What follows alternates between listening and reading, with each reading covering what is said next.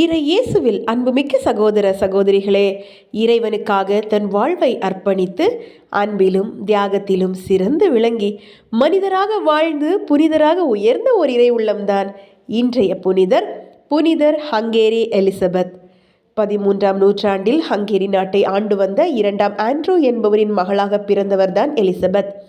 இவர் அரச குடும்பத்தில் பிறந்தாலும் அந்த மினுக்கும் ஆடம்பரமும் இல்லாமல் மிக சாதாரணமாக வாழ்ந்ததுதான் இவருடைய தனிச்சிறப்பு. எலிசபெத் அவர்கள் சிறு வயதிலேயே மிகவும் பக்தியாகவும் எளிமையாகவும் ஏழைகளுக்கு உதவும் நல்ல மனப்பான்மையோடும் வாழ்ந்து வந்தார். இவருக்கு 14 வயதில் ஜெர்மனியில் உள்ள தூரின்சியன் என்ற நகரின் மன்னராக இருந்த லூயிஸ் என்பவருக்கு மணமுடித்து கொடுக்கப்பட்டது.